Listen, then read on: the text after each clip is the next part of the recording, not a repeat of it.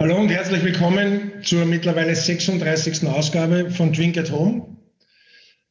Heute begeben wir uns wieder auf die Insel. Bevor wir unseren Gast begrüßen, ganz kurz, weil mir in der letzten Zeit aufgefallen ist, dass manche vielleicht von euch denken, dass ich nicht immer bei der Sache bin. Das hat damit zu tun, speziell wenn internationale Gäste sind, ist es so, dass ich etwas mitlese auf meinem Mobilgerät, welche Kommentare fallen und dass ich ein bisschen so up-to-date bin. Also keine Sorge, ich bin dabei und es ist immer wieder sehr interessant, auch für mich. Für all jene, die zum ersten Mal dabei sind, ganz kurz, in euren Paketen findet ihr wie immer die Vorstellung meines Gastes. Diesmal etwas wenig geschrieben, aber wir werden mit dem Alex dann sehr viel über seine Person reden. Auf der Rückseite die Reihenfolge der Biere, die wir verkosten. Und dann wieder, kann man gerade nicht sehen, das Verkostnotizblatt, wo ihr euch persönliche Notizen machen könnt. Wie es ausschaut, ist es so, dass speziell im Osten die Lage sich wieder verschärft und wir, wie wir schon ein paar Mal gesagt haben, das Ganze natürlich am Leben halten werden und die Verkostungen online weitermachen werden. Aber eines dann noch gesagt, es sind schwierige Zeiten, aber gemeinsam stehen wir das durch und wichtig ist, dass wir uns jetzt nochmal zusammenreißen und schauen, dass wir alle gesund bleiben. Das war's jetzt auf Deutsch und jetzt starten wir. Hello and good evening, Alex. Hi guys. Hi everyone. Hello. So, first of all, thank you for taking your time to do this online tasting together with us here in Austria, which is really, really cool, you know, because there are a lot of, let's say, Tiny Rebel supporters or fans. And so it comes up really often that people were asking us if it's possible to arrange a tasting. And now, tonight, here we am, and we have the opportunity or the possibility to drink 6 hopefully amazing beers together with you. And I would say, Alex, because we don't have really an introduction from your side because it's written nothing here. So I would say, Alex, start and introduce yourself and tell us a little bit your background, where you brewed before. Tell us a little bit about the person. Of course. So a few of you might recognize that I'm quite a fresh-faced individual. I am quite young. And I'd say that's probably one of my strengths. So where I've come from in the past, I brewed at a couple of smaller craft breweries from the UK. So you guys might well know that obviously cask beer is very, very popular in the UK. So in fact, that's where I started my brewing career. It was at a small cask brewery called the North Cotswold Brewery, which is situated in the Cotswolds, so in the middle of England. Beautiful, beautiful countryside, and really good cask beer as well. After that, I then went to university to study brewing and distilling at Herriot-Watt University in Edinburgh, which is where I got my formal brewing education over the course of 4 years. And during that time, I got to know a number of different brewers and breweries, and ended up working at 6 Degrees North up in Aberdeen, which was also a great opportunity for me, learning how to brew Belgian-style beers in Scotland. So that was great fun. And then obviously from that experience and from my formal education, I was able to land a job here at Tiny Rebel. And that was just under 2 years ago now. And then after about 8 or 9 months, I was promoted to lead brewer here. So I've been lead brewer ever since. So quite a fast-paced growth for myself, but that's probably why you haven't got a lot of information on me. Okay, got you. But what means young? When we can ask you, how old are you? I'm 24. Okay, that's only just. So very young. That's really, really, really a young age, and you're already lead brewer. So that shows something. So there must be a lot of trust in you, and it's also, you know, you can be proud to be head brewer of Tiny Rebel, you know, because they started back in 2012. Ges and Brad started the brewery. Last time I was over in Newport, not in Cardiff, because a lot of people think that Tiny Rebel is based in Cardiff, but no, they are out from Newport. That's really important. That's something which they taught me. 2017 was the last time I was over. It was the day, it was in January, I guess, or February. It was a really, really hot, sunny day, and it was the opening of the new Brewery. That's the place where you're sitting now, I think so. Huh? You're at the brewery now? Yeah, I'm just sat up in our lovely conference room. It still looks very new, even though it was built back in 2017 now. Yeah. And it's a fantastic brewery that we've got here. And again, it's growing every single year. We're adding more tanks, new shiny bits of equipment. So it's a really exciting environment to be a part of, definitely. Cool. I would say, Alex, we start with the first beer. Awesome. Yeah. And then we will talk a little bit about the brewery size and all that kind of stuff, canning. So the first beer tonight, to be honest, I had it a few weeks ago because we had a non-alcoholic tasting, with a kind of different styles of non-alcoholic beers. And that was something really special when we opened the can. So I'm really curious. Tell us how this non-alcoholic beer is made, what kind of way you're using, Yeah, so I'm really glad you've asked, because this is probably one of those beers that I'm most proud of us making. When we made the decision to make a non-alcoholic beer, we wanted it to still taste like a beer. And I think there's so many non-alcoholic beers on the market at the moment that just fall short of that. They do not taste like a beer. They don't drink like one. They don't make you want to, order another one at the bar. So that's what we set out to do. In terms of what makes us different in terms of our processing, we use a restricted mashing technique, and then we also use a restricted fermentation technique as well. And this is something that we've developed actually over a few years now. So the product is actually only a year old, just over a year old. But for a long time, we had someone who was contract brewing with us called Big Drop, and they're very well known for making non-alcoholic beers. And so we kind of took the technique they were using, we've developed it, we've progressed it, and I think we've got something now which is far more stable in that small pack format, in the can that you've got in front of you.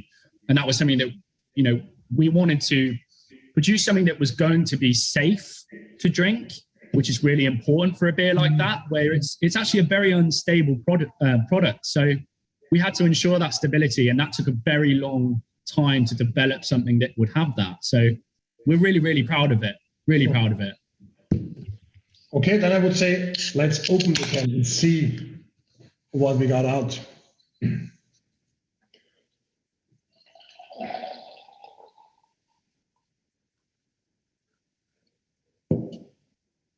So it's really light.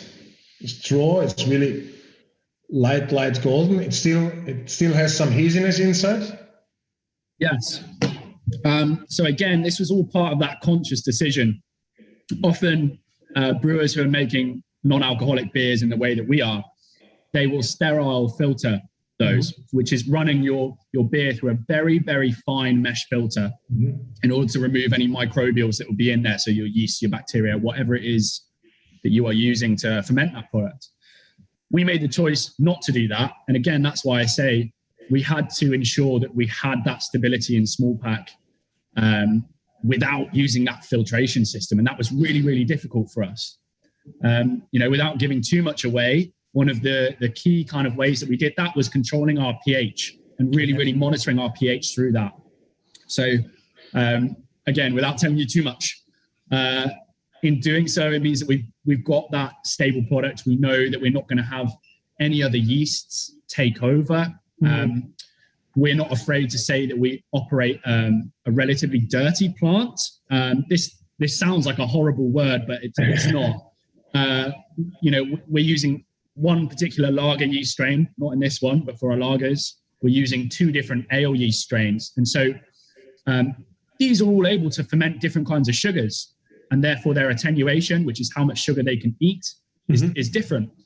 But on a plant where you can't guarantee that everything is sterile, we're going to have problems. So one of the things that we did was we had to ensure that stability with that pH, and we had to ensure that we were using a yeast that was going to ferment very, very dry. So nothing else was going to outcompete and eat the rest of that sugar that it left behind. And So all of these things, have gone into this process, and it's taken a long time to develop this beer. What do you guys think of it?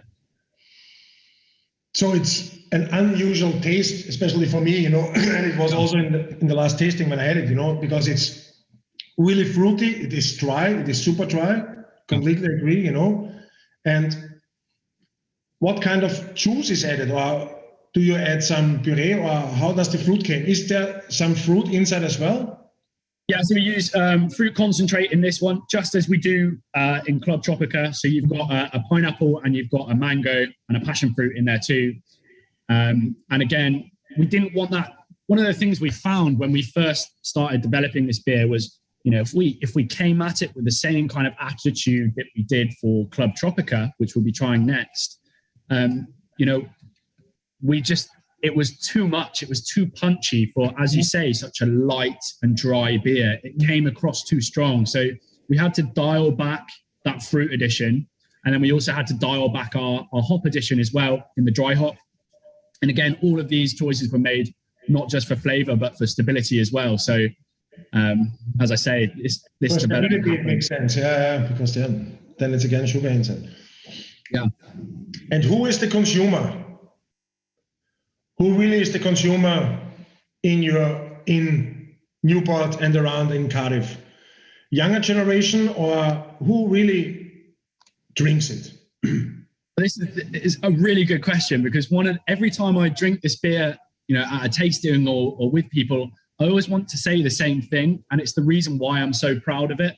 We have a very, very young brewing team, and we also have quite a young group of packagers as well. And back when we were allowed, before COVID-19, we would finish our shift. We would go and have half a pint of whatever it was, Kutch or something like that. And then we would all stick around for another 3 or 4 pints of Club NA.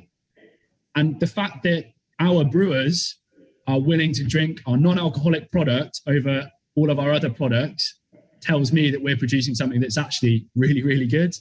I'm really proud to say that we actually will choose that beer on our bar and drink it just so we can spend our time. So yes, I think it appeals to younger people, but I also think it can appeal to all age groups above that as well.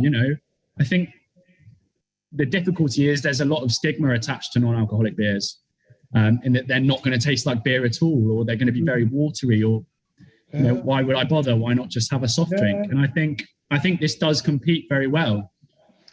For me, Michael is writing, he loves it. And there's an Austrian guy who's writing, I really love it, I can drink pints of it, so it's kind of interesting to see, how beer drinkers react on a non-alcoholic beer, but especially when it comes to that kind of flavor profile, I think that, especially for the younger generations, it's a really good entrance to beer, because it still tastes like beer, of course, but then it gets this intense fruitiness, which means more or less can be also an alcopop, with no alcohol inside. So it's really fruity and intense.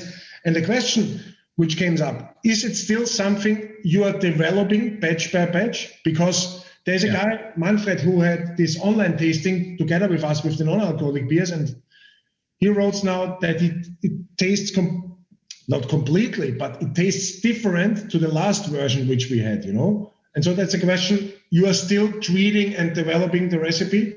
Yeah, absolutely. Absolutely. And as I say, this is all in an effort. Obviously, we want to make a product that tastes good, right? That's the overall goal. But at the same time, I'm going to keep playing this card, and it's all about stability for us. This is a product that is really, really difficult to handle. And so, yes, we're always tweaking, always changing that recipe just slightly to make sure that we dial it into where we want it.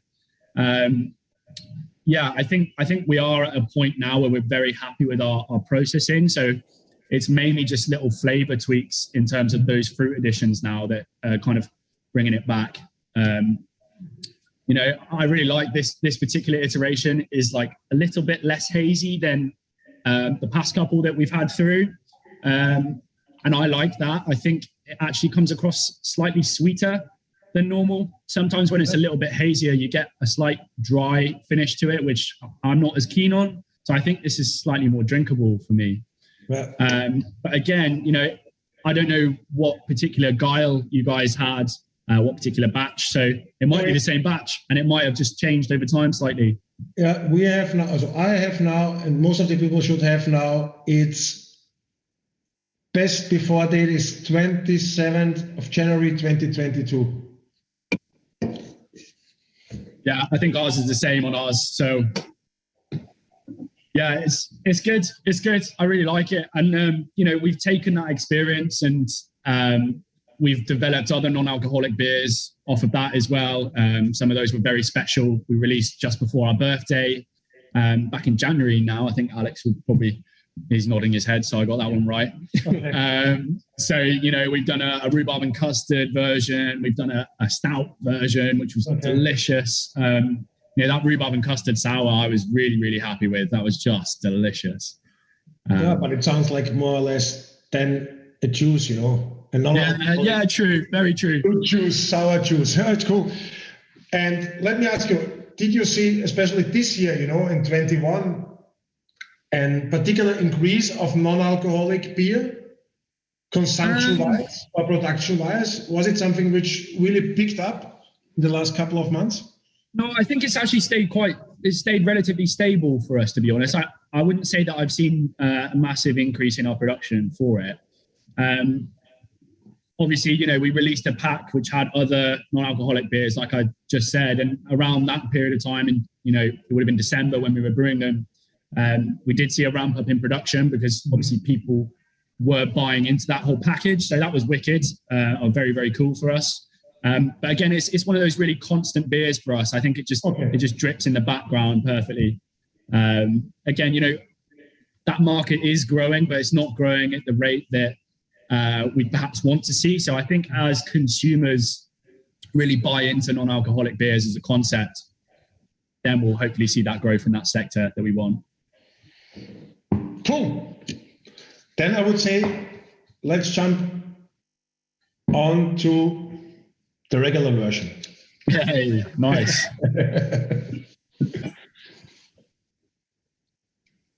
Next beer. Yeah. So next beer is our Club Tropica. I had a lovely tasting a couple of weeks ago where someone was pronouncing it Club, which was very, very funny. So it is pronounced Club Tropica. And yes, this is probably, other than Kutch, one of our best sellers, or it is our best seller. It is the most important beer that we produce. And it's one of those beers that every member of the team has to concentrate on. It's that beer that's most important to us. It goes everywhere and it takes our brand name with it. So we have to make sure that every can that comes off the canning line is perfect.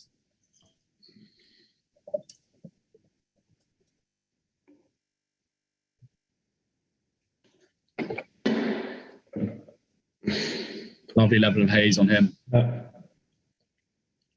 Beautiful color, nice foam. Yeah, really nice. It's a lovely color. And yeah, you're right. I think, again, that's one of my favorite things about this beer is that head retention is actually really, really good. For something that's got that fruit addition in there, it does hold the head really nicely, which is something you don't always see with heavily fruited beers. Often that head does dissipate because of that acid that's introduced with those fruits. But it's pretty good on this one. It's quite a simple recipe for us. So in terms of our grist, we're looking at a blend of Pilsner malt, pale malt, and also torrefied wheat in there for that head retention and for some of that haze as well. And then in terms of the hopping, we're looking at Simcoe, Mosaic and Citra in the back there. So your real heavy lifters of the hop world doing all of the work there, giving you that tropical fruit salad. It's really delicious.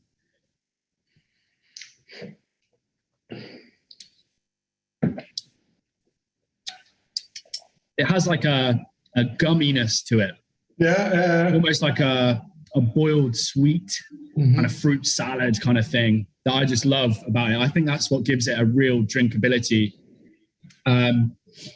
Part of that flavor profile is down to obviously our hops, but also our water chemistry as well in there. So we're relatively high on our calcium chloride in that, which gives you a kind of minerality, which again plays into that gummy kind of sweet flavor, which is awesome. It accentuates that sweetness very nicely. No, it's, aroma is, of course, this fruit salad, but then the taste, it still gets this hoppiness, this nice, well-balanced aftertaste. You can really feel and taste the hop profile, which is really, really cool. And also in Austria, it's a really important product. I don't know, but there was something, if I remember right, with the name, it was called before, it was something. I had something in mind. Club Tropicana. Club Tropicana, it was. And who cheated you? Was it Pepsi or? Pepsi. Yeah, Pepsi were not happy with us for that one. And then you have to change. When was it? 2 years ago? 3 years ago? I think it was just over a year and a half ago now. Yeah, we changed something like that. So obviously, last beer we had just before this one was our Club Tropica NA. We actually brought that out not just to get into the non-alcoholic market, but if you can see on the can, it does actually still read Club Tropicana. And that's why we brought it out. It was kind of a, take that, Pepsi, we're still going to make Club Tropicana. You can see the N and the A in uppercase there. Yeah, and the backside. Yeah, also on the front, Tropicana. The little cheeky one from us. Cheeky joke. But yeah, this is our bread and butter beer. This is absolutely everything for us. It's super, super important. And we always say, because we do loads of specials, last year, we did about 80 different recipes, which is incredible for a period of time when bars were not open. And that was all going into small pack. But in terms of when we produce those special beers, all of our brewers are straight up to the tank every day trying to taste and sniff that new beer with a new exciting hop combination in there. But what we always say is, those are not the beers you should be focusing on. We should be focusing on Club Tropica, and you should have the same enthusiasm for your Club Tropica as you do for your Shimmy Shimmy IPA. We want you to be going up to the tank and tasting it every single day, making sure that it's performing the way that we expect it to perform. I think one of the things that we've really focused on over the past year has been our data. And it's something that sets us apart from other breweries of our size. We're not an enormous brewery by any means. We're still quite small, but we do focus on data quite heavily. And, this has really helped us to drive our consistency in certain avenues. So whether it be the haze for Club, or whether it be that bitterness, for instance, that you get that's really, really nicely balanced, we're looking at those data points really, really carefully to make sure that we're hitting them every single time Club is brewed. Because, it's our most important beer that we produce. It's got to be perfect. So that's something we've been working on. And you're having something like a testing panel every week? Or is this something you guys are doing in the brewery with the team? Yes, it's actually that's developed quite a lot as well. That is something we used to do. We used to do it once a week. Now it's literally daily. We also have different kind of quality control protocols as well. So obviously you have your quality assurance, which is throughout the process, and your quality control at the end. We do all of those. So, when it goes into tank, our brewers and our cellar team are tasting it throughout its dry hop period to make sure that we're extracting the kind of flavor and aroma compounds from hops that we expect to have. We spend money on the ingredients. We want to get the most out of them. Yeah. So we're doing it during that process. When it goes down to packaging and when it gets transferred, it's really important that we make sure that it tastes as good as when it came from that fermentation vessel. So again, we're tasting it there and it gets signed off. And then the next day it's packaged on our canning line, for instance. And we're tasting it throughout that canning run, because you do get flavor changes throughout that. One canning, one run of the canning line for us is about 15,000 cans, for instance. So that's one conditioning tank worth of beer. And, it will change dramatically throughout that, especially Club itself changes a hell of a lot. So we'll be tasting from the beginning, the middle, and the end. And then once that's happened, we'll then taste over the course of a week to make sure that we're happy with how that's developing before it goes into the marketplace, because that's really important to us. We're quite lucky. Club has always treated us very nicely. We've never really had any problems with Club in the past, but with other beers, we have picked up problems, and it's only been done so through that sensory evaluation, which is so important for us. There's, at the end of the day, only so much you can pick up from just checking your pH, for instance. It really does come down to sensory, as you guys well know. If it doesn't taste okay, you're not going to drink it. So true. And there's a lot of competition going on, and so quality is the main focus you guys should do, every single brewery, because competition out there is like hell. Yeah, very fierce. So Alex, tell us a little bit about the size of the brewery. How big is the brew kit? Is it 2-vessel system, 4-vessel system? How does it work? Are you using a filtration, or do you have a centrifuge? Yeah, of course. So from start to finish then, I think one of our strong points as a brewery is the fact that we have 2 brew kits in-house. So we've got 2 mash tuns and we've got 2 kettles, which means that we can brew in tandem up to 6 times a day at the moment. The batch sizes are about 55 hectolitres, so 5,500 litres. And that's how much we're producing at a time. We have 34 fermentation vessels. Rolling your eyes. Whoa! Which are awesome. They're not all the same size. We've got 16 6,000 litre vessels, or we can fill them up to about 6,000 litres. We've then got another 4 double tanks, so we can fill those up to about 12,000 litres, and the rest are all triple tanks, which we can fill up to about 160,000 litres, which are brilliant. 16,000 litres, sorry, not 160,000. 16,000, yeah. So it's brilliant. We have a lot of flexibility in that.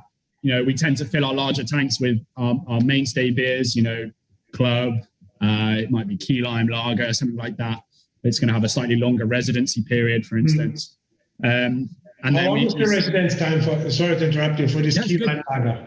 How long? So key lime is about 30 days. It's a relatively quick maturation process for us. We'll ferment out in about 7 days, and the remainder of that 30 days, 23 days is maturation in that fermentation vessel. For something like Club, residency time is about 12 to 13 days, so relatively short. We see a very different fermentation process in our triple tanks to our 150 hectolitre tanks compared to our 60 hectolitre tanks. Very, very different. In our 60 hectolitre tanks, we're seeing a fermentation process of up to about 5 days. And in our 150 hectolitre tanks, sometimes it's 2 days, 2 to 3 days is what we'll see. It's as simple as having that space. The more space you have, the faster that fermentation process is going to go on because of that kinetic energy. It has more space to roam around, and the yeast loves space. It loves pastures. So there we go. It's like the ladies; they also love space. Exactly. Treat the yeast like a lady. We do have a filter. We have a lenticular filter. We only use that for our lagers. Okay. And we also use it for Kutch as well, when Kutch is going into small pack, for instance. So we'll be tasting Kutch a little bit later, and I'll be looking to see that that's nice and clear and bright for you guys, because that's really important to us. It's a Welsh red ale. We expect to see it lovely and bright and clear, just as you would like to see it on the cask hand pull for which it was designed. So those are the only beers we filter. Pretty much everything else is run through our centrifuge, and we use that to kind of tailor our haze to make sure that our kind of clarity is as we've set it in terms of our specification. We then have a number of conditioning tanks. So we've got 5 50 hectolitre conditioning tanks, and then we've got 4 how many are they? 110 hectolitre conditioning tanks.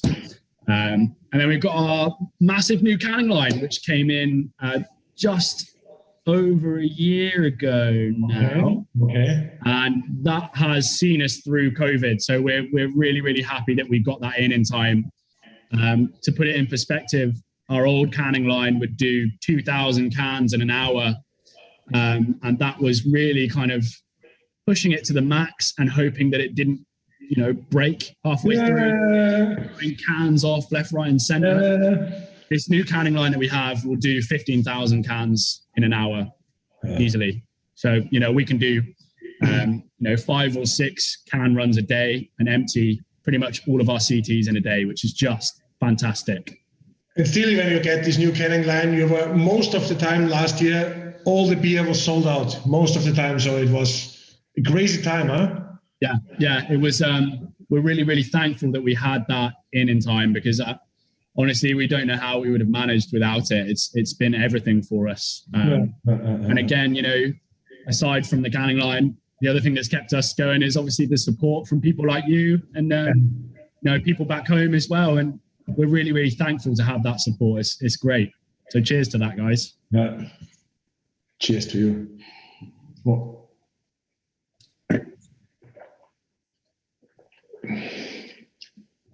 cask beer, you mentioned something.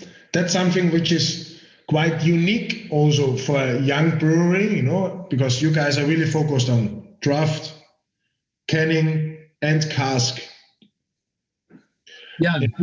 You were one of the youngest, or one of those guys which really get focused on cask beer from day one on. Huh? That was something you really focused on.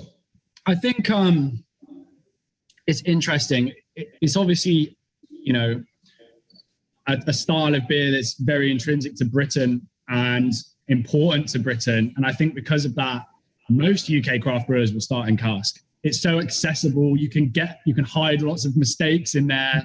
I'm willing to admit that, that's kind of part of the tradition is, getting that beer in the cask and sending it out to the pub. And it's fine because it will be drank within 2 or 3 days of it being tapped. It's not going to change very much. If you'd have left that in the cask then for another couple of weeks, you'd probably have some exploding casks. Yes. Not that we do that, of course. But, some of the smaller breweries, absolutely. And I think one of the things that set us apart very early on was that, Brad and Gaz were able to control that process and they had a good understanding of that process. And so going forward, they started with quality going into the cask and not just any old beer going in. And that set them apart very early. A lot of our fame came from our win in 2015 at the Great British Beer Festival, which is a really important beer festival every year in the UK, in London. And Kutch, which we'll be trying later, won that for us. We won gold. And that really shot us into fame.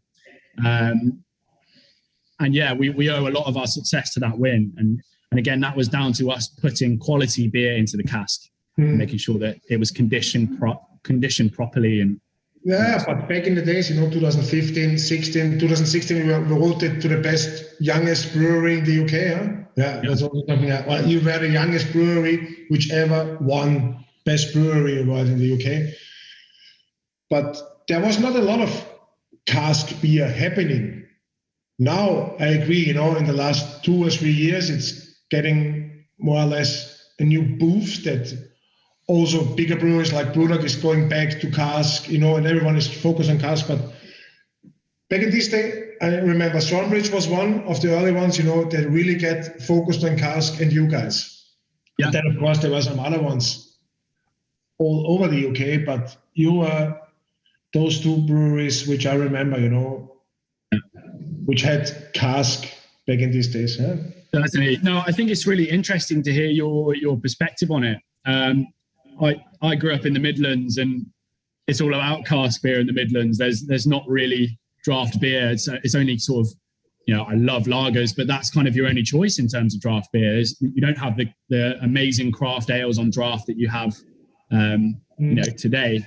Back when I was growing up, not too long ago now, it was all cask beer, and that's all we had growing up. And so for me, that's my little bubble that I grew up with. And I'm very, very fond of cask beer. I think there's not a lot that's better. It's really, if it's properly served, and if the people know what they are doing, then there's no better beer you can get, Totally agree. But you have to know it and you have to deal with it. Yeah. I think one of the, go on. Gabriela is asking, it's more or less like a sales question, how is the current situation in Wales? Is Tiny Rebel available in supermarkets, in chains, or is it only available in independent bars and all that kind of stuff? Or are you already listed in retail chains? A bit of both, if I'm honest. So, yes, we're available in lots of crafty establishments, so smaller independent places. And again, that's where we got our name. So we're always going to support those kind of guys. But as we've grown, we've had to have other sustainable and larger accounts. So yes, we also do sell to a number of supermarkets. So mainly Sainsbury's and Waitrose currently. And again, they're there to support us, and they've really supported us throughout COVID-19 as well. So we're really thankful for that too. Being able to produce enough beer to actually supply them has meant that we can keep the brewery ticking over, and that's just been fantastic. We do have other exclusives as well, and we have specials that also go to trade. So it's not just our core beers that we give out. We've got some Shimmy Shimmy, and we've also got some black cherry as well in a bit. Those are some of the specials that we produce for our birthday. So, but you can pick out there. Yeah, exactly. And we're all over the UK. Right? It's not only in Wales. No, it's all over the UK. All over UK. Yeah. Back a wee while ago now, when I was up in Scotland, I'm saying a wee while ago, which means little in Scots speak. Yeah. I was seeing Tiny Rebel coming all the way up there to Edinburgh from Wales. So, and that was only a few years ago. So we really have grown, as a company. It's amazing to be a part of, definitely. See that growth. Before we open the next beer, how big is the production? How many hectoliters were produced last year? So produced total, I think we were just under 40,000 hectoliters produced. In terms of pack, I think we were just over 30,000 hectoliters produced in pack. Congratulations. There we go. I've got the numbers just up beside me here. Alex has just pulled them up for me. So we were 41,000 hectoliters produced and 39,000 hectoliters in pack. And compared to 19, it was a big increase, or you had some struggling, so you lost some? Yeah, significant increase since 2019. That's cool, that's really, really important, because you build then the brand properly, because people are sitting at home, and they really get focused on what they are drinking, because they know what they are ordering. And so hopefully it will go and increase also this year. So it's important, last year was kind of complicated, tricky, but in the end, there are some breweries which did really, really well.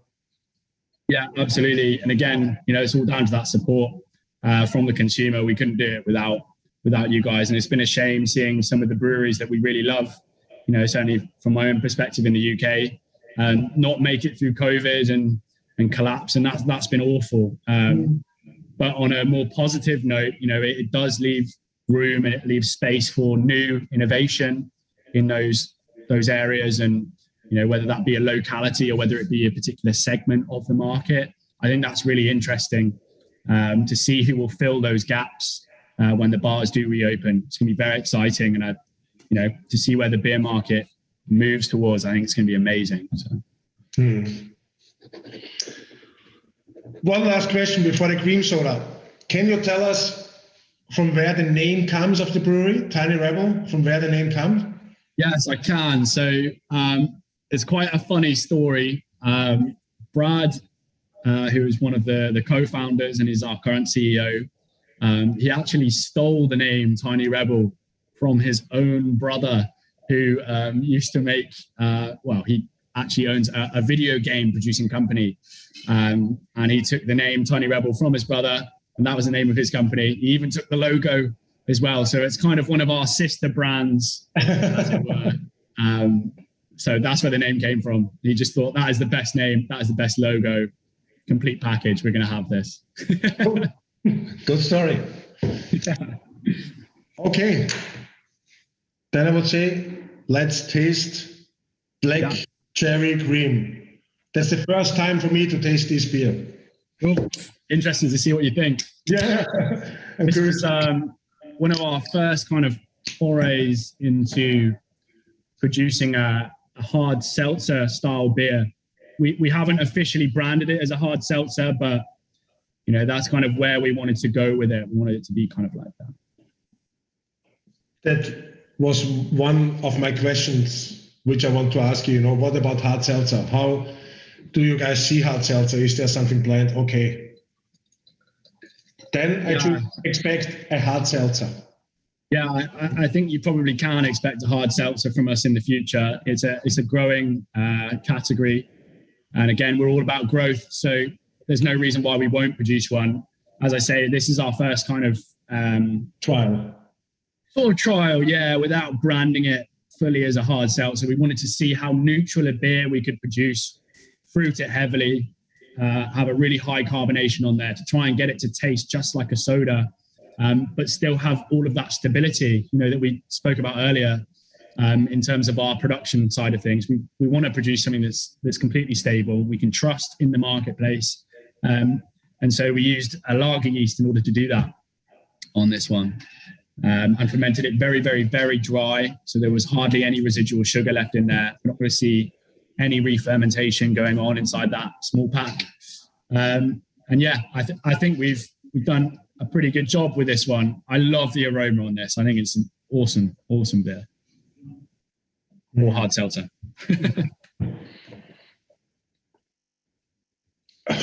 That's really intense.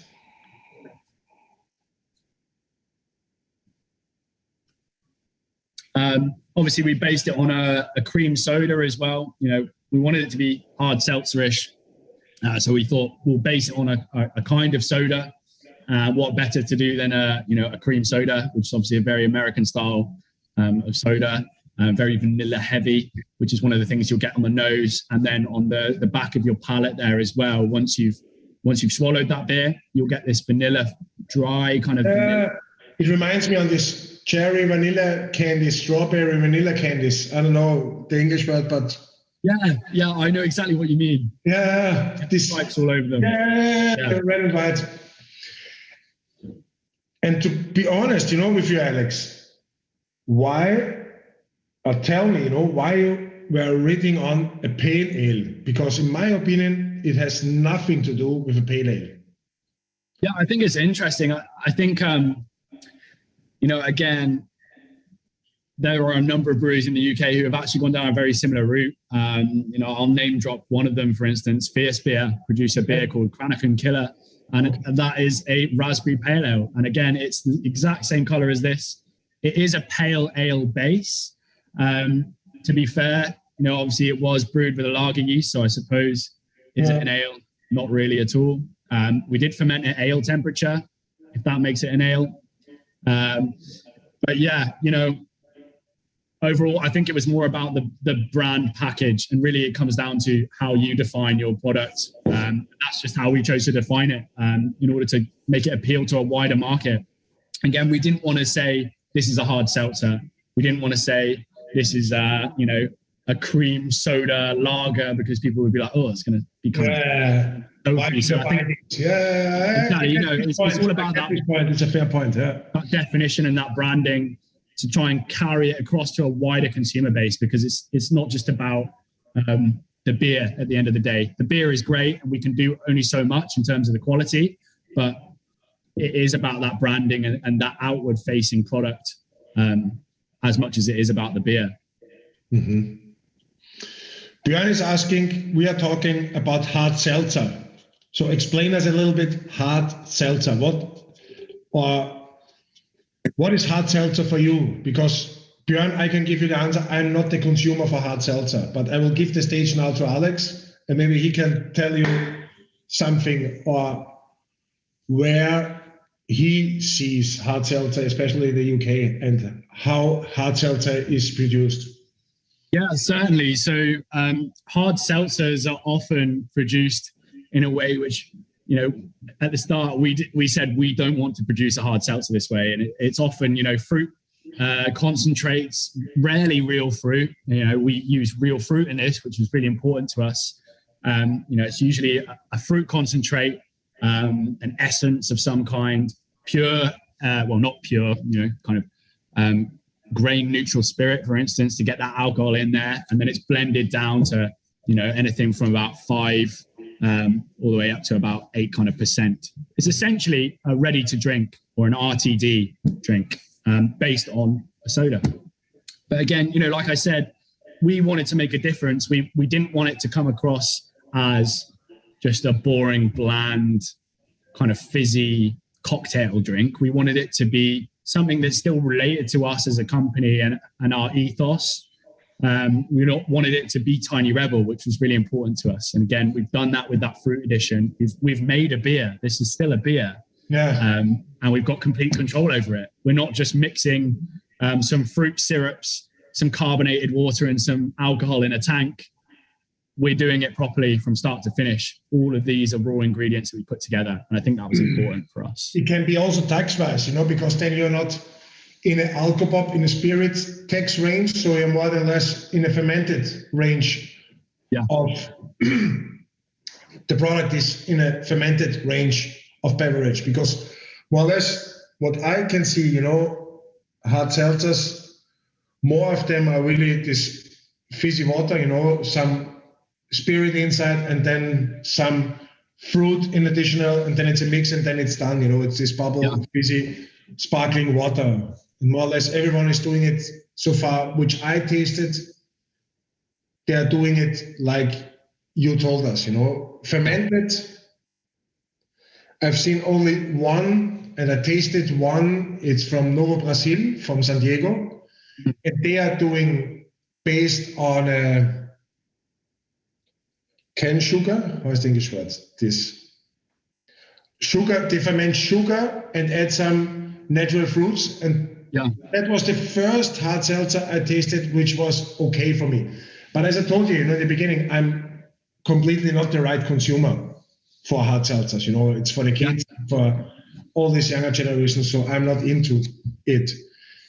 But yeah, hard seltzer is something I'm curious how it will goes in Europe, you know, because in the States we all know that's booming there and people are loving it. But I think that Europe is a little bit different.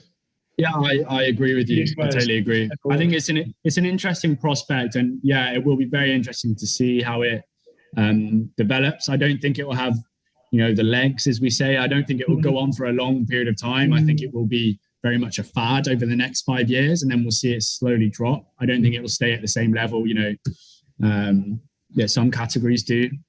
But again, you know, it's one of those things. We really wanted to experiment with it, but we didn't want to do it in the usual kind of way. We wanted complete control, and we also wanted a challenge. We as brewers get a real kick out of a challenge. So again, we were like, okay, let's do something different here, and let's try and make it our own, you know, our own kind of style, which is awesome. Matt is asking, it seems a lot of your beers have fruit integration. Is that a purposeful focus of the brewery? I think it's more just a coincidence.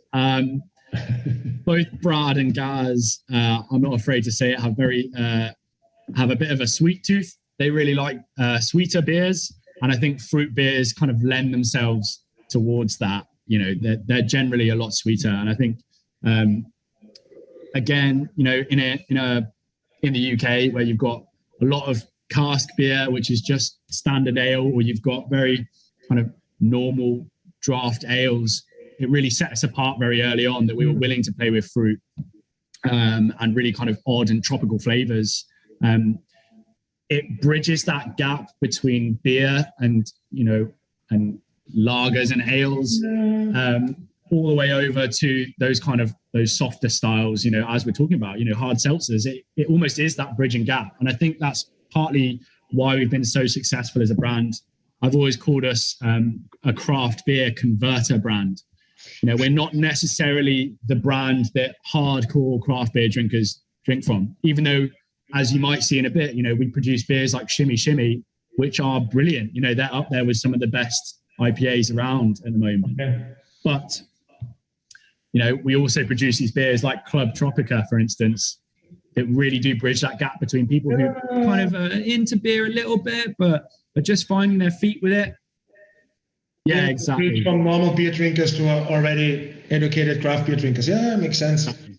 And Matt is asking again, and is the cream, the letters on the can, a Wu-Tang Clan reference? No. Please say yes. Please say yes. He was right. I wish it was. No. So it means cream. Yeah.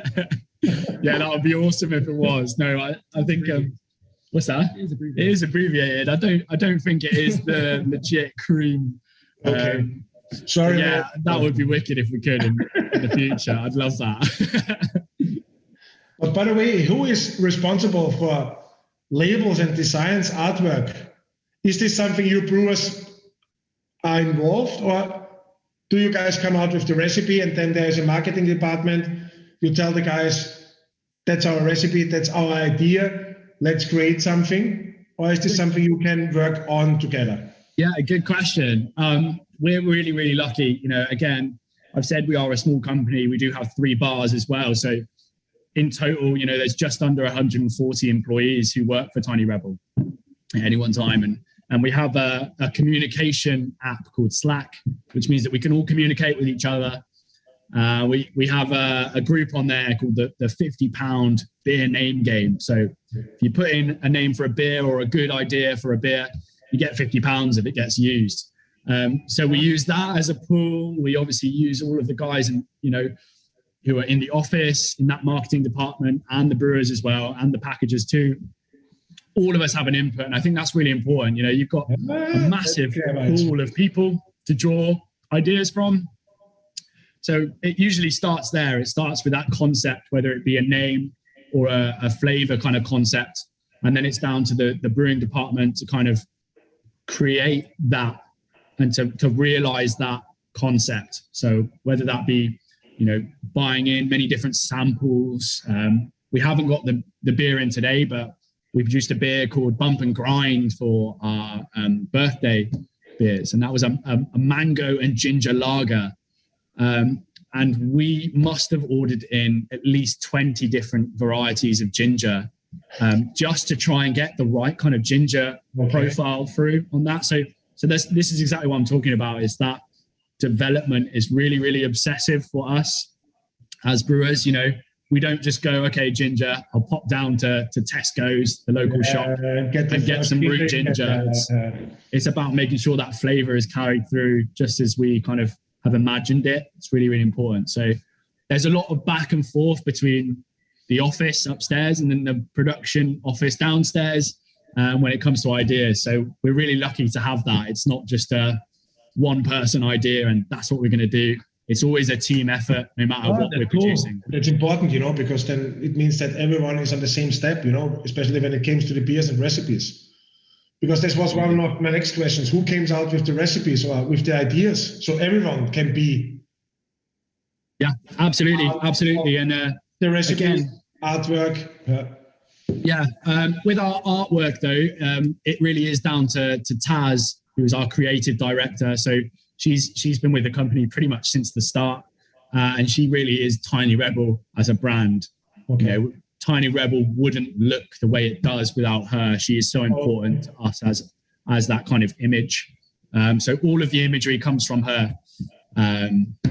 So that's the only thing that everyone doesn't have a role in.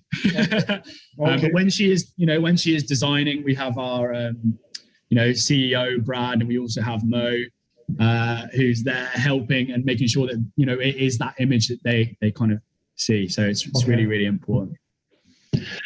You were talking about the bars, and Gabriela is now asking, where are the 3 bars? So tell us a little bit, you know, if people are traveling to Wales, where they can find, apart from Newport, from the brewery, because there's a brew pub as well, Where are the bars located?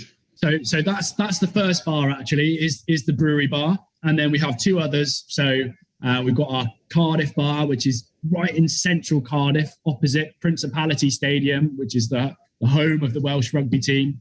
Fantastic venue. If you do come and visit Cardiff, especially on a rugby day, Cardiff is lit up in red, and it's great fun.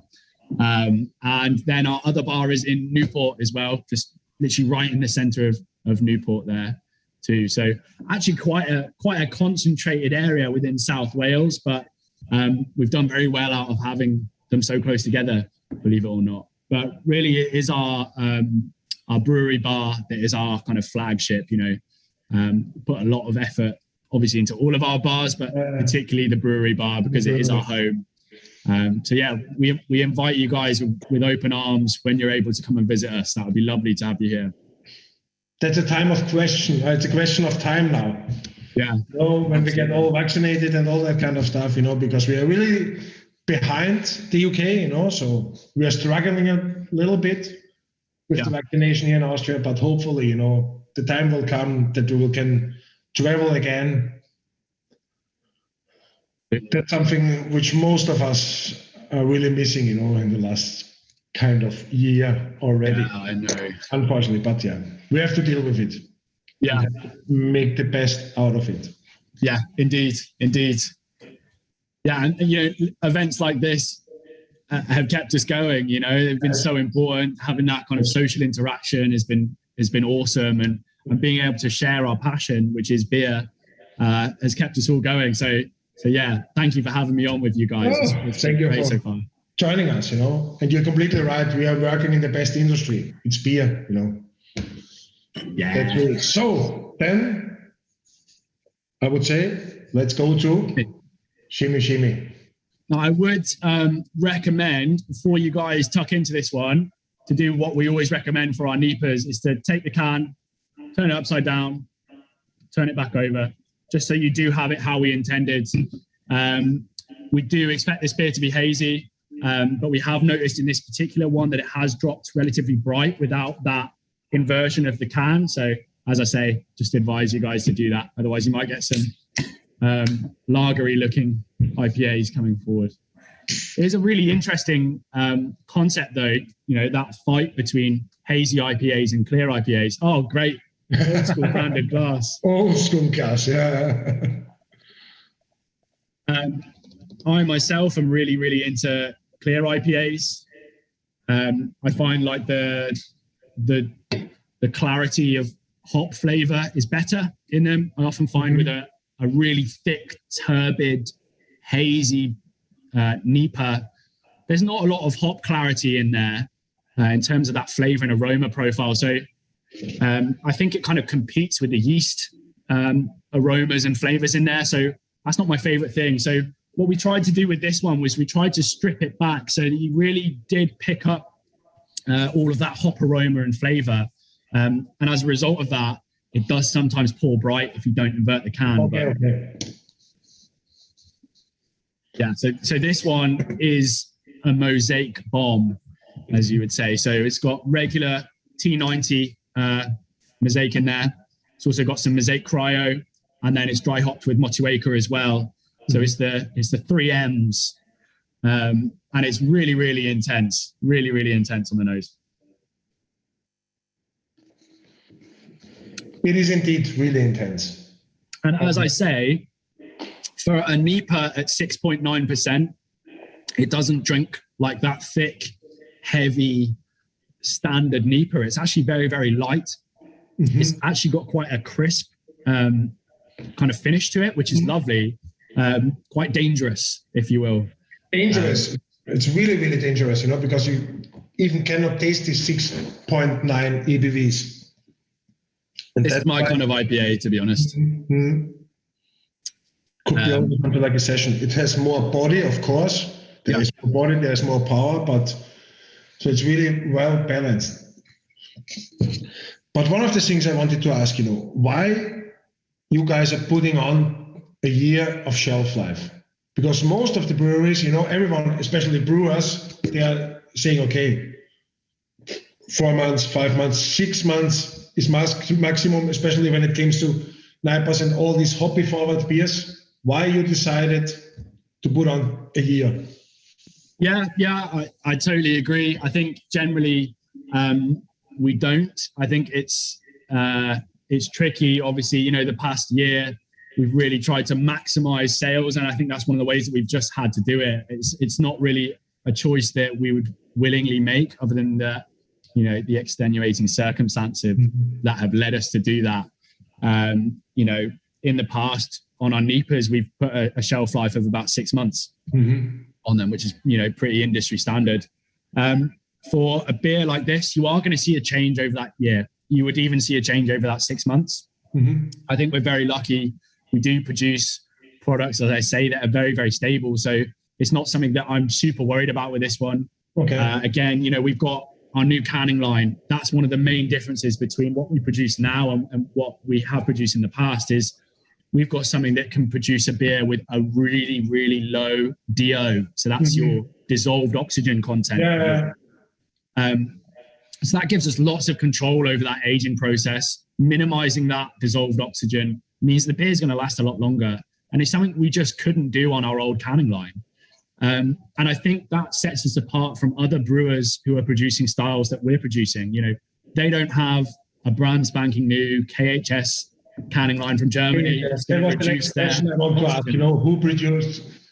They're still picking up their cans by hand and putting them on the line and then waiting for their cans to go through the seamer. Ours is instantaneous, bang, bang, bang. Beer is in, lid is on, and it's sealed.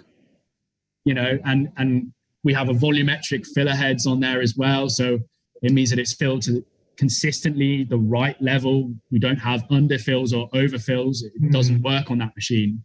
If there are under or overfills, they get removed from the machine via our X-ray system, which detects that fill height. So, we have great control over it now. We very rarely pick up any incidences of oxidization during our quality control procedures when we're tasting.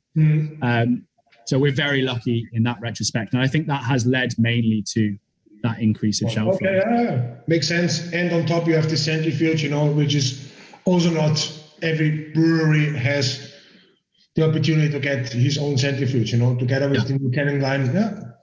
Yeah, you're right. We are incredibly lucky to have the kit we have. And it's great fun to use. As a brewer, it's great fun to use that kit on a daily basis. We are so lucky. So lucky. Cool. Shimmy Shimmy. It's a cool name. Yeah, it's a great name, isn't it? We've got Brad's trainers on the front there, CEOs, Jordan's on the front. Lovely trainers. And is this something you really get focused on in 21? Is, again, you see that this hype of New England IPAs, pale ales will still continue this year? Yeah, I think so, definitely. I think it will on a wider context or in a wider context for other breweries. And I think it will, for us as well.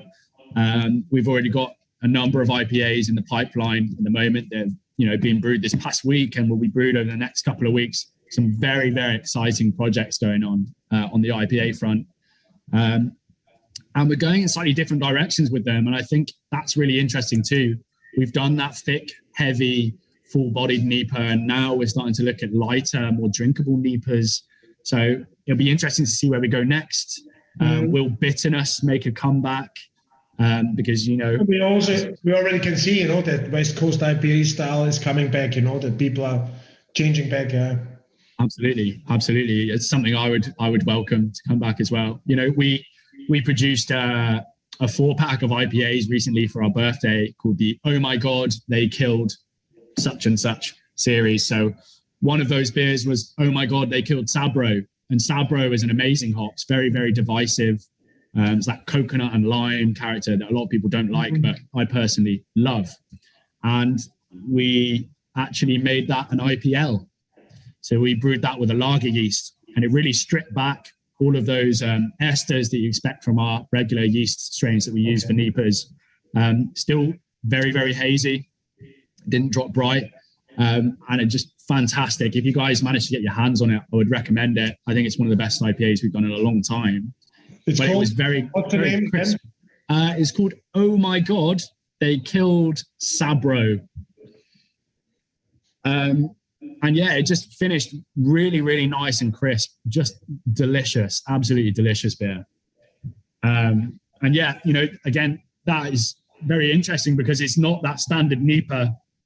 You know, the water profile was very different. We used a lager yeast. Okay. So completely different to what you would expect from a NEPA. But if you were served it in a bar and you didn't know what the style was, you might think it was a NEPA, just a lot drier and, you know, slightly different. Really, really interesting. So we'll see where IPA goes as a category this year. It's going to be amazing to see. If the bars open up, will that change how people are perceiving IPAs again? On top of that, when the bars will be allowed to open? They certainly will in the UK. I know England has already released a date for when the bars are going to be opening outside. And I think they've also released a date early June for when bars are going to be opening inside as well. So that'll be interesting. I don't think Wales has released a roadmap that far yet. So we don't know what Wales's future is. But I would imagine it will be within, you know, plus 2 or 3 weeks of what England does. Okay. Which would be good. It'd be really, really exciting. Weird, you know, especially in the UK, what I learned in the last couple of days, you know, I had a lot of conversations. Every individual part of the UK is working against each other. Northern Ireland is against Ireland. Scotland is doing a completely different thing than the UK is doing. So England is doing, Wales. And you're telling us now that Wales is also a little bit a part of.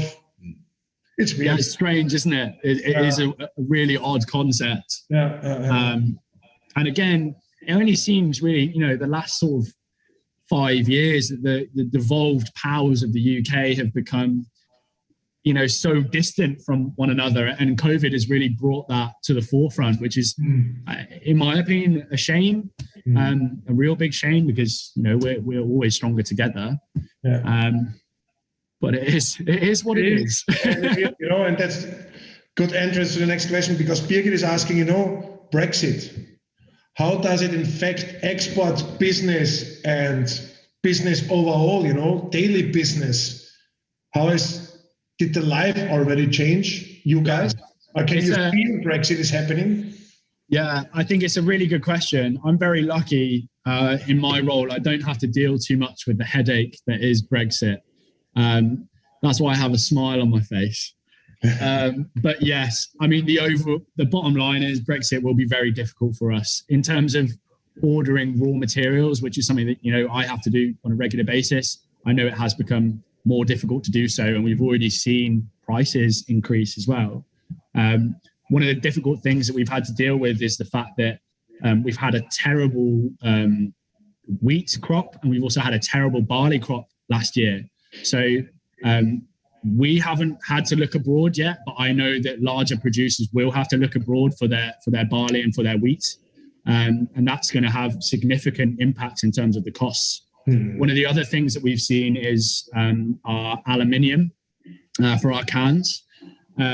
Because of Brexit, one of our main suppliers, C.R.E.A.M, has been pulled in directions, you know, the directions of Pepsi and Coca-Cola, for instance. And it means that we're not able to get our hands on cans as fast as we'd like to. We're having to use wrapped cans, for instance, which have a faster turnaround. And, you know, that's impacted our production greatly. So we have this fantastic new canning line, which is designed for cans that are printed on, not wrapped. And so when you have a wrapped can that moves through that canning line, you have to change all of the settings on there. There's a different electrostatic charge between the cans. So you get static energy moving between them. They also don't flow in the same way. And, you know, on top of that, when the canning line will pick up the can, you have a plastic layer around the outside which indents and then pops back out again. So they just don't move in the same way. So we've had problems initially from having those types of cans in. So yeah, difficult. We will be seeing more difficulties, I imagine. And I can tell you, Birgit, it was already difficult for us to get the first shipments done from the UK, you know, because logistic-wise, it's a nightmare, Yeah. because the transport companies even don't know what they have to do. Then there are breweries which also don't have any clue when it comes to export, so it was kind of tricky in the beginning. But especially with you guys, I think we solved the problems because we get the first shipment done, and so it should be easier for the next shipments. Canning line, back to the canning line. How difficult is it for you to change the size of the cans? You have to adjust the canning line. Is it difficult or is it easy because it's a new canning line? When we first had it installed, it was difficult because we were having to dial in all of the numbers. So it sounds very simple, and it is. It's essentially just a big car jack, essentially, that you crank up to a certain number. And we've got all those numbers written down. We know exactly what it is for 40ml cans. We know exactly what it is for our 330ml cans. And whether they're wrapped or unwrapped, again, will change slightly, only millimeters, but it does change. So, and the other parts of the canning line are literally bolt on and bolt off and swap for larger pieces. So it is incredibly easy compared to our old canning line, which was just a mess. But yeah, it's fantastic. It's a fantastic bit of kit. We've also got our new case packer, which we had installed around September time now, I think off the top of my head. Seems like ages ago now. Again, it's the same with that. That is a little bit less reliable. It's an Italian line rather than the German canning line that we have, so we're not able to rely on it in the same way. But it is still very good, and we are still able to dial it into our different pack types. But again, we run various different pack types on there. We've got 440ml cans in our 12 packs.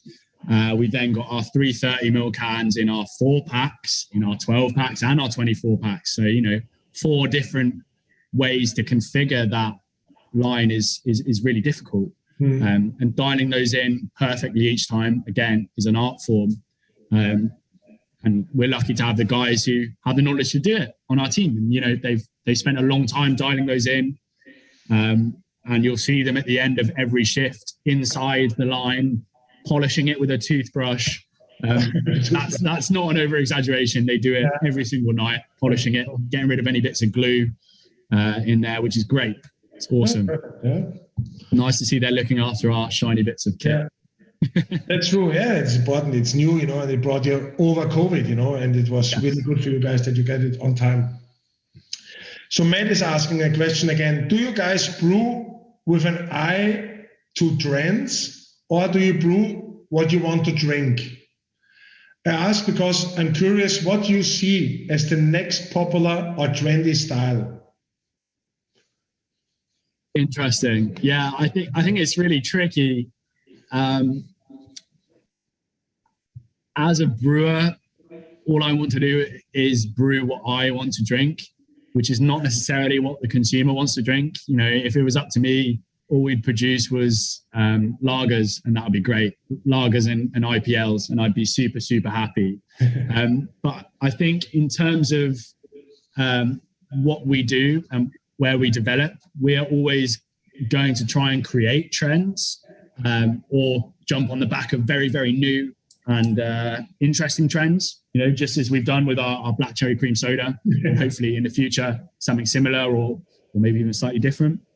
But in terms of developing categories, I think the low calorie market for alcohol is going to be really, really interesting over the next couple of years. We've been working on a couple of low calorie options recently, which has been really, really interesting. And again, another challenge for us as brewers has been to bring that calorie count down, but to have a beer that still tastes like a beer. And it is markedly different from what macro producers are producing at the moment. I think, over our first couple of iterations, we've already proved that that's possible, more than possible. So I'm really excited to see what we'll do over the next few weeks as we continue to develop that recipe. And then hopefully we might bring it out to you guys soon. So it will means then there will be something like a low carb version of a beer. Exactly. Okay. Exactly. Maybe not of something we've produced already, but it'll be its own standalone. New recipe, new beer. That'd be awesome. Cool. So I would say now we're going to go to one of the flagship beers you're producing. Yeah. Other than club, this is our most important. Our lovely kutch, which means to hug in Welsh. A little cuddle. Kutch. And I think if you were to ask any of the brewers in the brewery, 9 out of 10 of them would say this was their favorite beer that we make. It's just a classic, and it is so well balanced. To say that recipe hadn't changed since it won its gold medal would be a lie. It has developed, as consumer preferences have developed, which again is really important to us. No recipe should ever stay the same because it will just get left behind. So we have developed it as I say, as the consumer has developed its palate and as the market has developed. But it still very much rings true with that original recipe. And it's still really tasty. Mine's lovely and bright. I hope yours is nice and clear as well. Yeah, it is. It's maybe a little bit difficult to see, but it is. And the point is that it's funny, because it's still something, it's a beer style which is really rare on the market. It's really hard to find a proper red ale. Yeah, absolutely. It's a funny one. I think, so for a long time, red ales have been one of my favorite ales to drink. I just love that fruity ester that you get from them. And this is a great example of that. You get this amazing kind of like strawberry ester. It really is just filled with red fruits. And then you get this lovely citrus undertone as well. A little bit of kind of pink grapefruit on the finish, which is from that Columbus and that Citra combination there in the dry hop. This is one that we actually use biotransformation in. So we will dry hop it whilst fermentation is still happening. So about after, kind of 50% attenuation, we'll dry hop it with some Columbus and Citra. You get that biotransformation and it produces a completely different character in the beer, which is lovely. It's really, really tasty. But yeah, it's funny that you should say that it's difficult to get hold of some, lovely classic red and darker ales. We've actually just produced a very special beer, which will be released very soon, which is called this one. It's called Original Nutter, and it is a brown ale. So a nut brown ale in a 440ml can. It's going to be awesome. It's going to be really, really nice. And again, lots of classic malts in there. For that one, so we've used some Chateau-Rome, we've used some Chateau Biscuits, some Chevalier, which is a heritage British malt. So loads of beautiful malts in there, and again, it is just an ode to malt, that beer, which is fantastic. Kutch, on the other hand, we do have all of those classic malts in there. We've got our classic British pale malt in there. We've actually got a little bit of crystal too. Tiny little bit. We never wanted this beer to be cloying or too sweet. It's very, very balanced in its profile. And we use a little bit of Carafa as well for the color, and some Munich to kind of bring a little bit of body and that kind of breadiness to it. But really, where this beer comes into its own is that balance with the hop characteristic from that dry hop. And I think that's what set us apart back in 2015. No one else was producing a classic red ale in the way we were producing it, with that solid bitterness and that lovely aromatic dry hop character in there. It was just so different from anything anyone else was producing. Imagine having that classic red cask ale, but with a sherbet aroma to it. Just so different. Awesome. I completely agree. That was also a beer which brought me into Tiny Rebel, That's, it's an old style and old time classic beer. Food-wise, is there something which you recommend as a brewer, which goes really, really well with a red ale, like Kutch?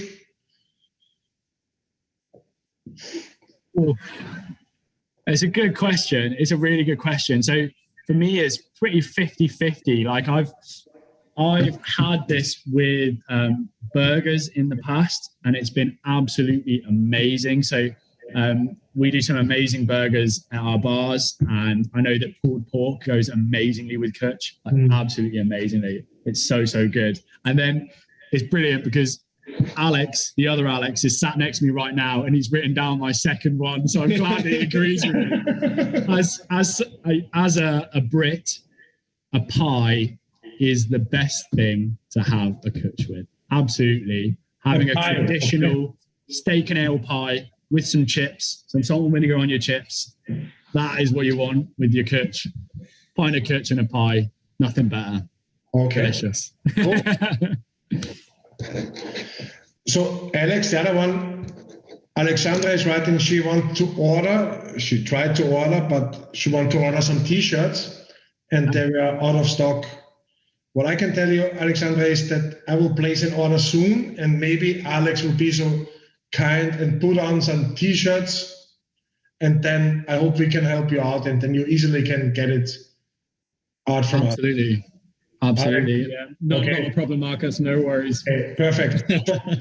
Alexandra, we're going to keep in contact, and as soon as some t-shirts arrive, I will let you know, and then, of course, you will get it free of charge. You will get your t-shirts done. Thank you, Alex. The other Alex. It's confusing. So many Alexes.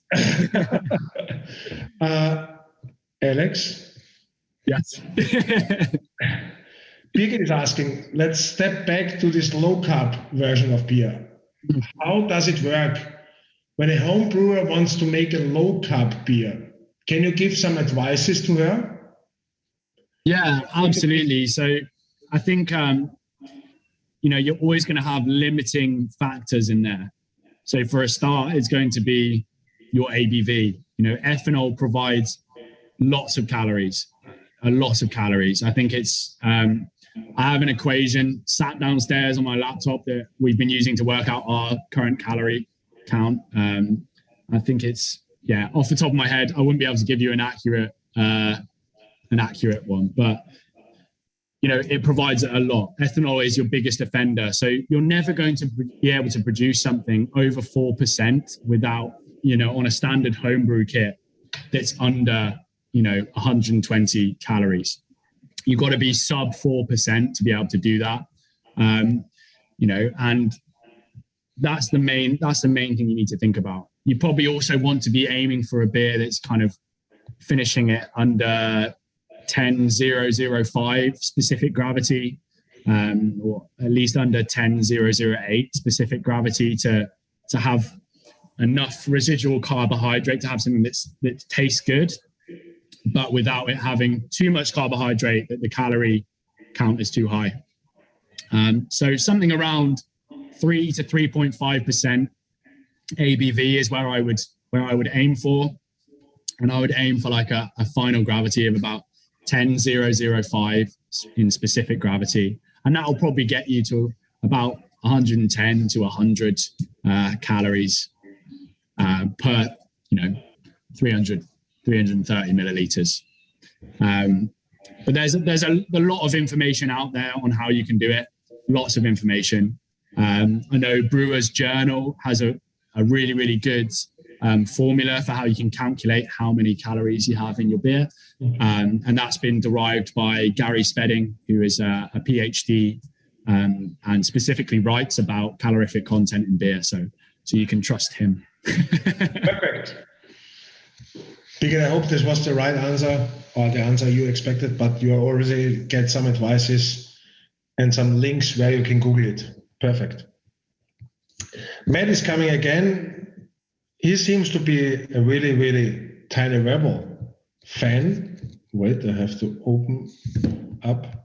Matt is asking, you mentioned that malts in the kutch.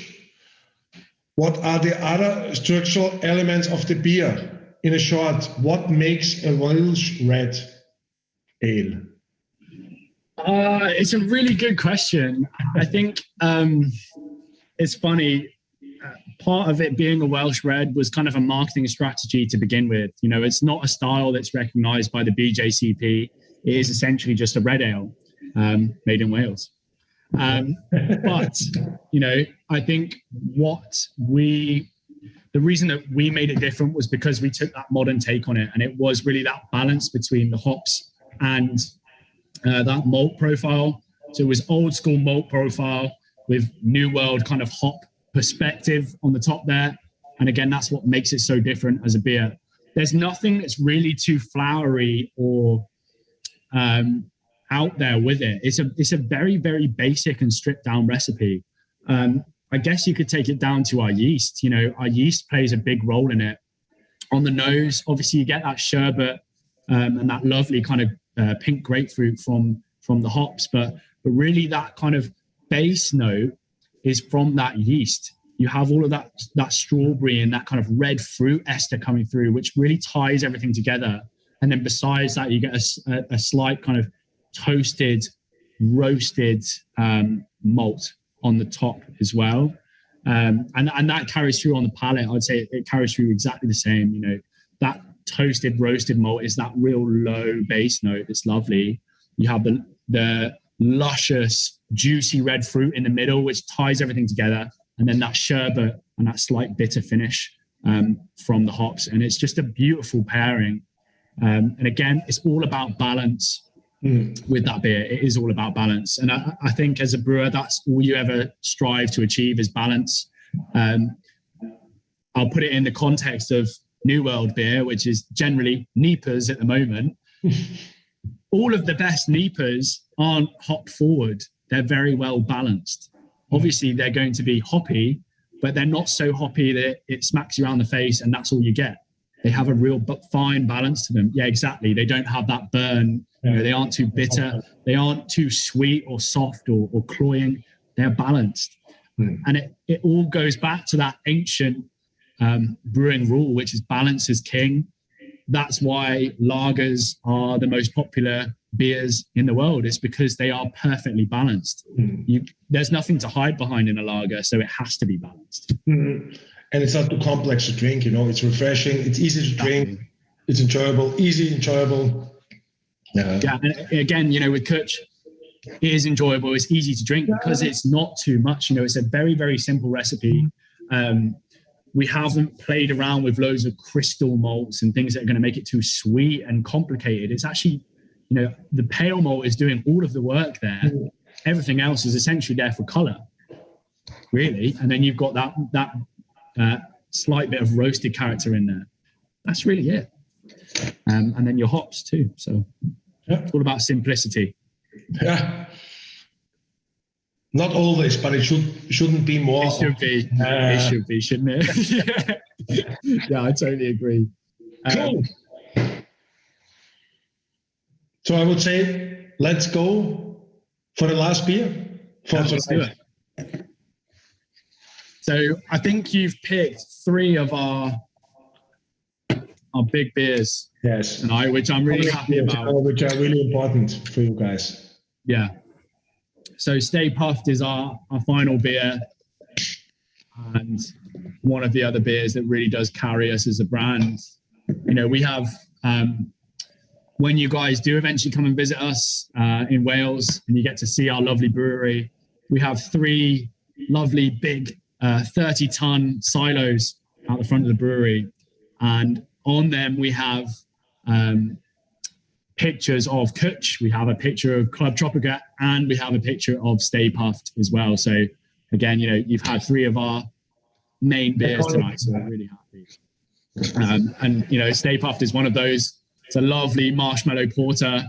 It really is sweet, decadent, and delicious.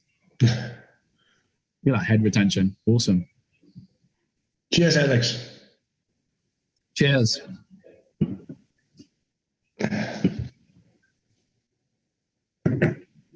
Oh, it's ace.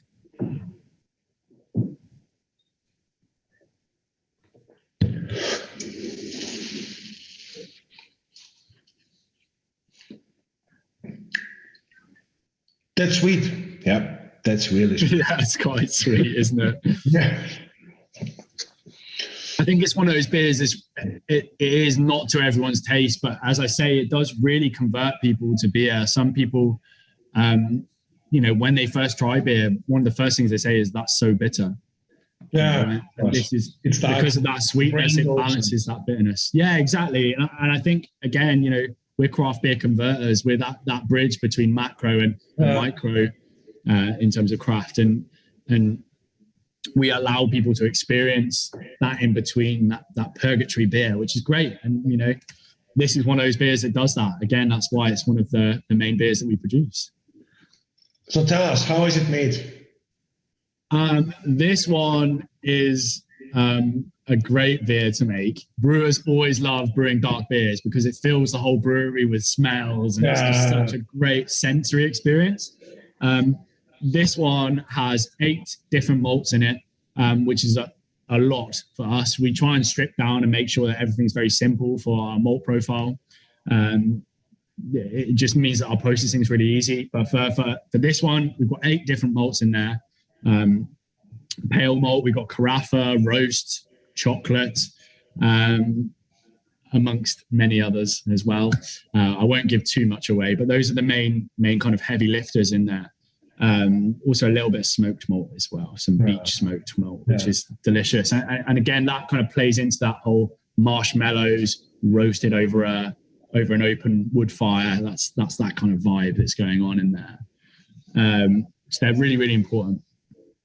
And again, you know, then standard procedure in terms of how we treat the beer.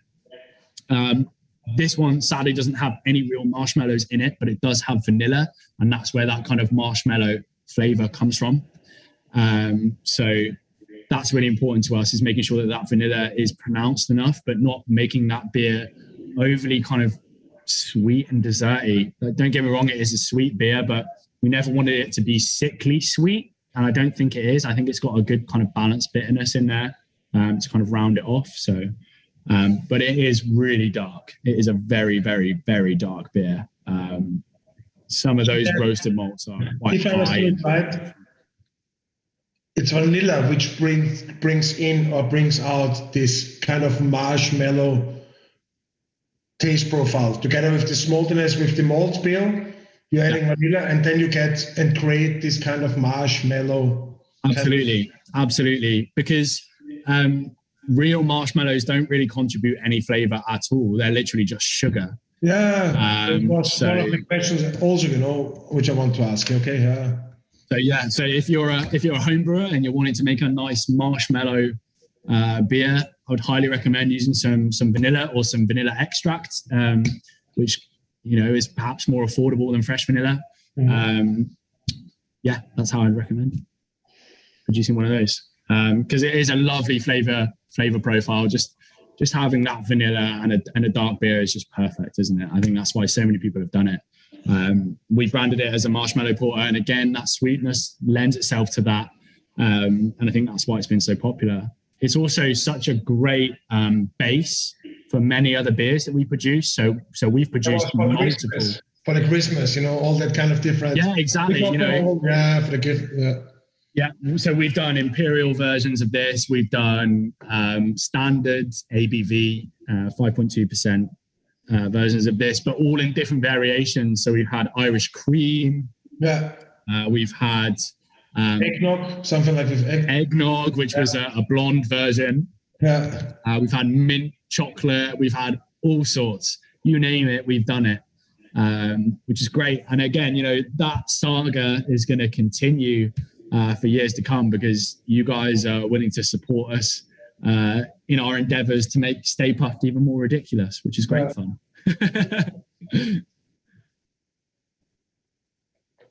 That's quite unique. Black beers and nitro. Is this something you are planning to do, or you want to wish to do? Is nitro something you have on the table? Yeah, so actually this beer does have nitro in it. It's just, it's not heavily nitroed. We don't have the technology to produce like a widget. So it's not the same as like a Guinness nitro can, where it's so heavily concentrated with nitro. But we do nitrogenate this one. We do nitrogenate other beers as well, as and when they require it, just to get that kind of real thick, silky body across. But yeah, we do nitro this one. it's a difficult process because nitrogen doesn't really want to stay in solution. So it's quite difficult to add it to beer. This is a nitro version. Yeah, so every single Stay Puft has nitro in it. Okay, that's new for me then as well. Because I thought it can be something like, out of the mouthfeel. Yeah, it's quite low. So we one of the issues is with small pack, if you nitrogenate at a high concentration, then you risk your nitro coming out of solution when the can warms up, and then you risk exploding cans. So we try and limit how much nitro we put in there, because otherwise, we risk that stability issue. Mm-hmm. And product recalls is obviously awful. So we don't want to go through that situation. So it's very difficult unless you have, kind of pretty amazing technology like Guinness have. We're not able to reach that same kind of nitrogenation level in a small pack. We could do it in large pack, but not in small pack. Okay. But this does have nitrogen in it. Yeah. Gabriela is asking, she missed this kind of white porter. If you maybe can explain how a white porter is made? Yeah, absolutely. So a white porter is quite confusing when you first taste it, because if you were to have it from the can, you would assume that it's a porter or a stout, so a dark beer. When you pour it out, it's light. The reason for that is we use just standard pale malts. And then all of that kind of dark malt flavor comes from things like coffee, for instance, which don't provide a lot of color, but they provide all of that bitterness and that roastiness that you expect with a dark beer. Okay.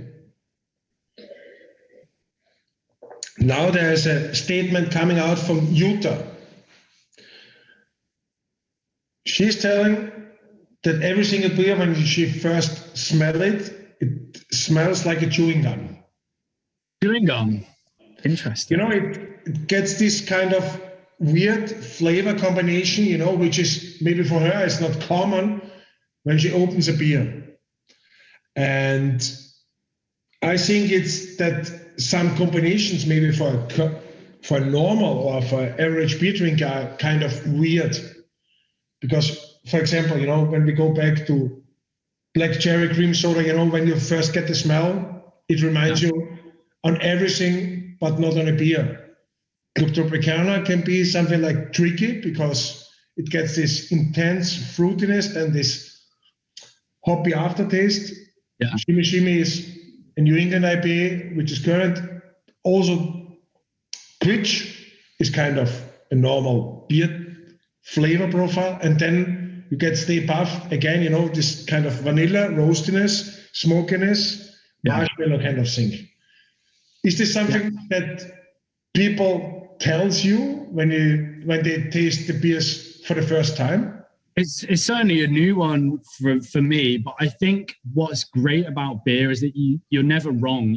Everyone perceives flavor and aroma in a different way. And so everything you're saying is absolutely correct because it's what you're experiencing right now. So, never let anyone tell you that your flavor experience is wrong, because it's not. It's how you're experiencing it. And that's what makes beer, and food and all sorts of things interesting to us as humans, is that it's idiosyncratic to how you're experiencing it. But especially beer. Especially beer. Beer's the best. It's a good thing, because it's so different to all the other beverages, and it's so bright and white, and that makes us really, really special and different. Now I get more and more this nitro kind of thing. I thought it can be a nitro version because it was really smooth. Yeah. Even for a porter, it was smooth, soft on the tongue. And so, that's good to know. Very light nitro. It is very light. We did want a really soft kind of mouthfeel to it. So. But maybe you get something, that's kind of cool. So, I would say last round for some questions. Alex, for you, I want to say thank you again. It was really, really, really cool and interesting. And also for me, I'm learning. We're all learning every day, and from every single tasting, I'm learning something new. So it was really good to talk to you. And I want to ask you if you have to say something for the beer drinkers, beer lovers here in Austria? Is there some advices?